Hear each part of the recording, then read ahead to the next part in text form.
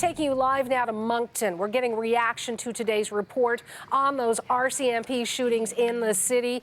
You're looking at family members of those RCMP officers, 3 of them who were killed. We'll listen in live. And not use notes. However, of late, my memory has not been functioning normally. I have been assured this is temporary and that it will return to its former healthy condition with time. I thank you for your patience.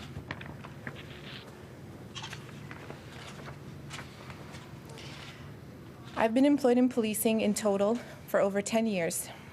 First, as a 911 dispatcher for the Greater Sudbury Police Service, and as an employee of the RCMP family since 2009, where I have worked in multiple sections within the Kodiak detachment.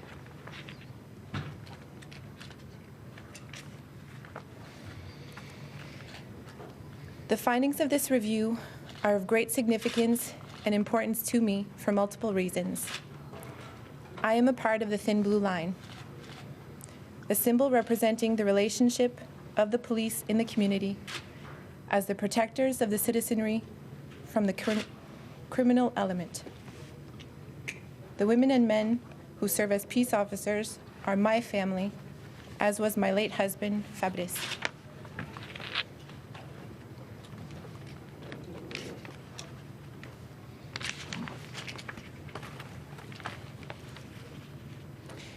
As a dispatcher, you come to understand the types of situations police officers face on a daily basis, and you deal with them on a different level yourself. We who serve our communities are scrutinized frequently, as well as verbally and physically abused while making life or death decisions, which must be made in a split second. We choose to serve because we care about the safety of our communities. We know that in order to ensure the safety of the public, the officers who are charged with protecting us must also be safe.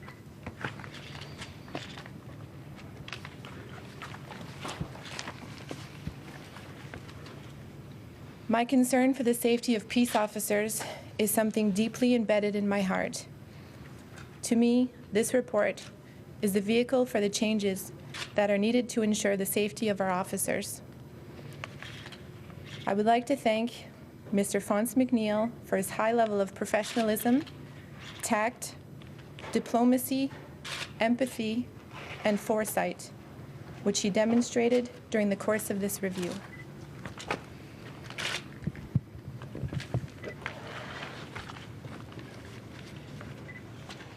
I will confess, I was originally skeptical of his intentions, given that he is a retired member of the RCMP, and I'm certain others may have shared this concern.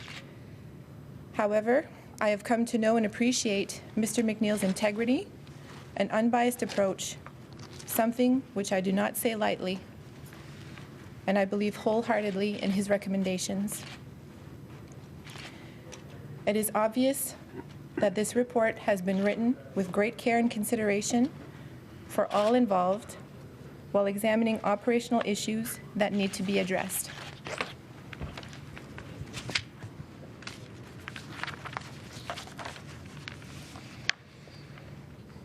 My hope is that the June 4th, 2014 incident and any subsequent incident will propel the implementation of an encrypted radio system, the lifeline of the officers. This is a high priority concern for both officer and public safety. Once implemented, this, along with all the other recommendations, could prove to be instrumental in keeping our officers safe. I appreciate funding is required and hope the various levels of government recognize the urgency of these needs. Why wait for another crisis?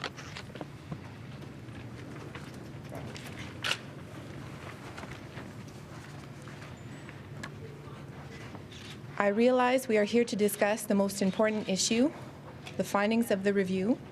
However, I'd like to take this opportunity to encourage our spiritual and political leaders, teachers, parents, and children of our communities to come together to promote understanding and tolerance.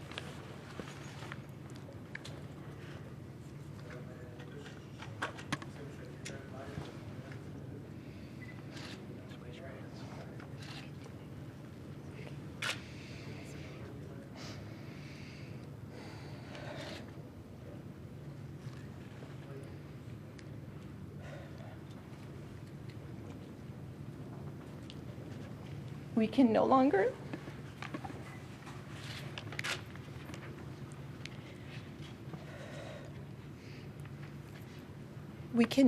afford to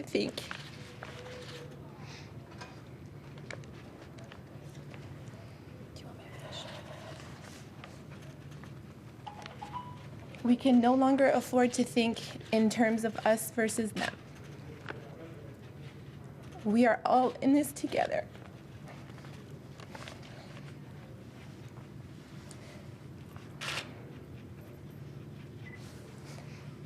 We are all connected, and what hurts me ultimately hurts you.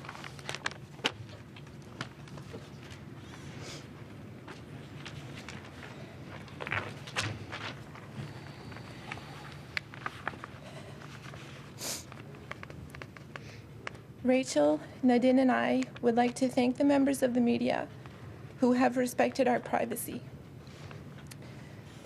We would like to reiterate that we will not be answering any questions, nor will we provide additional feedback on the findings of this review. Please continue to respect our wishes. Thank you. Thank you.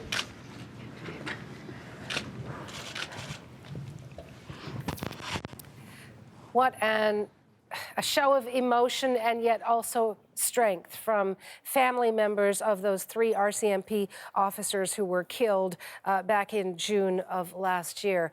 And really, the wife of the widow of Fabrice Gevaudan, one of the officers, the RCMP officers who was killed on that fateful night, talked about the report that just came out from Fabrice McNeil, who did the independent review of what happened during that situation. And she says she believes wholeheartedly in the recommendations that she says we can no longer afford as a society to think in terms of us and them. And then here came the catch in her throat. She had to begin this sentence 3 times when she said we can no longer afford to think that it is us versus them. We are all connected, and what hurts me ultimately hurts you. Now, there were, as I mentioned, 64 recommendations that came out of this report, and among them to expedite the deployment of patrol carbines, which is that's a long-arm firearm across the force, and also to improve training. Another recommendation is that officers should have a cell phone and a police radio